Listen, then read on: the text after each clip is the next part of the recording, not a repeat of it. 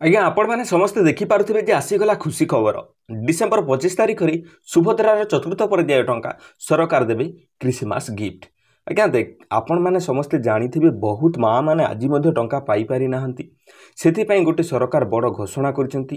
ସେ ଘୋଷଣାରେ ଆମକୁ ଖୁସି ଖବର ଦେଇଛନ୍ତି। ସେ ଖୁସି ଖବରଟି କ'ଣ ଚାଲନ୍ତୁ କାହାକୁ ମିଳିବ, କେମିତି ମିଳିବ, ଆଉ କ'ଣ ଡକୁମେଣ୍ଟ ଠିକ୍ ଠାକ୍ ଥିଲେ ଟଙ୍କା ମିଳିବ, ଆଜି ସମସ୍ତ ଡିଟେଲ୍ସ ବିଷୟରେ କଥା ହେବା। ଖବର ଆସିଯାଇଛି, ତେଣୁକରି ଆପଣମାନେ ଭିଡ଼ିଓଟିକୁ ଶେଷ ପର୍ଯ୍ୟନ୍ତ ଦେଖିବେ, ତାପରେ ଯାଇକି ଆପଣମାନେ ବୁଝିପାରିବେ, ନହେଲେ ବୁଝିପାରିବେ ନାହିଁ। ଡିସେମ୍ବର 25 ତାରିଖରେ ବଡ଼ଦିନ ପାଳନ କରାଯିବ। ଏହି ବଡ଼ଦିନ ଅବସରରେ ସରକାର ମହିଳାଙ୍କୁ ବଡ଼ ଉପହାର ଦେବେ।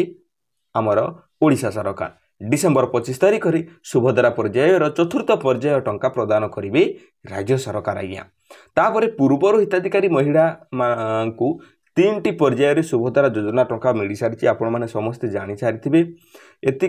ୟା ବିଷୟରେ ବେଶୀ ଆମେ କିଛି ଡିସ୍କସନ୍ କରିବା ନାହିଁ। ଆମେମାନେ ଜାଣିବା ଯେ ଆମର ଡିସେମ୍ବର 25ରେ ଟଙ୍କା ମିଳିବ ନା ନାହିଁ।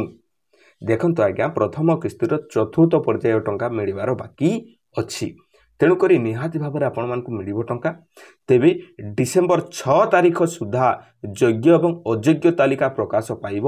ଏହାପରେ ପରବର୍ତ୍ତୀ 7 ଦିନ ହିତାଧିକାରୀ ବା ଆବେଦନକାରୀଙ୍କ ଆପତ୍ତି ଗ୍ରହଣ କରାଯିବ ବୋଲି ସୂଚନା ମିଳିଛି। ଯେ ଆପଣମାନେ ସମସ୍ତେ ଜାଣିଥିବେ ମଧ୍ୟ ଯେଉଁମାନଙ୍କର ରିଜେକ୍ଟ ହେଇଛି କିମ୍ବା ଅନ୍ୟାନ୍ୟ କିଛି କାରଣ ହୋଇଛି ତାଙ୍କମାନଙ୍କ ପାଇଁ ଗୋଟେ ସେ ଆମର ଗୋଟେ ଫର୍ମଟି ମଧ୍ୟ ଆସୁଥିଲା, ତାକୁ ନେଇକି ସମସ୍ତେ ଗ୍ରିଭେନ୍ସ ଦେଇଛନ୍ତି ବା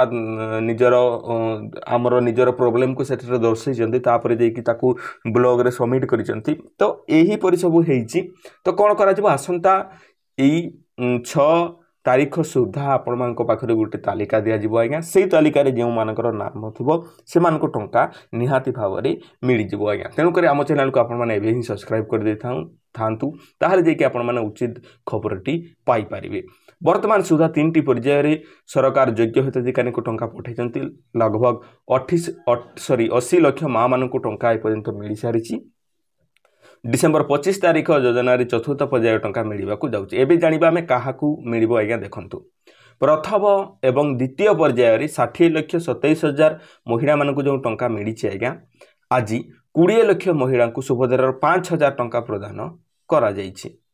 ଆଜିର ହିତାଧିକାରୀଙ୍କୁ ମିଶାଇଲେ ମୋଟ 80 ଲକ୍ଷରୁ ଅଧିକ ହିତାଧିକାରୀ ଏହାଦ୍ୱାରା ଉପକୃତ ହୋଇଛନ୍ତି। ଯେ 80 ଲକ୍ଷରୁ ଅଧିକ ହିତାଧିକାରୀ ଟଙ୍କା ପାଇସାରିଛନ୍ତି। ତେବେ ବାଦ୍ ପଡ଼ିଥିବା ମହିଳାମାନଙ୍କର କ'ଣ ଆଜ୍ଞା ଦେଖନ୍ତୁ, ଯେ ଡିସେମ୍ବର ମାସରେ ଚତୁର୍ଥ ପର୍ଯ୍ୟାୟ ଟଙ୍କା ପ୍ରଦାନ କରାଯିବା ନେଇ ଉପମୁଖ୍ୟମନ୍ତ୍ରୀ ପ୍ରଭାତୀ ପରିଡ଼ା ଘୋଷଣା କରିଛନ୍ତି। ଆଜ୍ଞା ସୂଚନା ଅନୁସାରେ 5 ଲକ୍ଷ ଆବେଦନକାରୀଙ୍କୁ ଚଳିତ ଥର ଟଙ୍କା ମିଳିବ ନାହିଁ। ସେମାନଙ୍କୁ ଡିସେମ୍ବର ମାସରେ ଟଙ୍କା ମିଳିବ ବୋଲି ଉପମୁଖ୍ୟମନ୍ତ୍ରୀ କହିଛନ୍ତି। ଯେପରି କହୁଥିଲେ ଆମର ଉପମୁଖ୍ୟମନ୍ତ୍ରୀ ମ୍ୟାଡ଼ାମ୍, ମୋବାଇଲ ନମ୍ବର ଠିକ୍ ଠାକ୍ ଲିଙ୍କ ନଥିଲା। ଆଧାର କାର୍ଡ଼ରେ ଯେଉଁ ମୋବାଇଲ ନମ୍ବର ଲିଙ୍କ ଥିଲା ତାହା ପାସବୁକ୍ରେ ଲିଙ୍କ ନଥିଲା। ତ ମୋବାଇଲ ନମ୍ବର ମିସ୍ମ୍ୟାଚ୍ କିମ୍ବା ନିଜର ନାଁ ମିସ୍ମ୍ୟାଚ୍, EKYC, ବ୍ୟାଙ୍କ ଖାତା ଅପଡ଼େଟ୍ ଏହିସବୁ ମିସ୍ମ୍ୟାଚ୍ ବା କିଛି ଥିଲା, ସେଥିପାଇଁ ଟଙ୍କା ମିଳିପାରିନଥିଲା। ତାକୁ ଏବେ ନିହାତି ଭାବରେ ଆପଣମାନେ ସୁଧାରି ଦିଅନ୍ତୁ, ଏବେ ବି ସମୟ ଅଛି।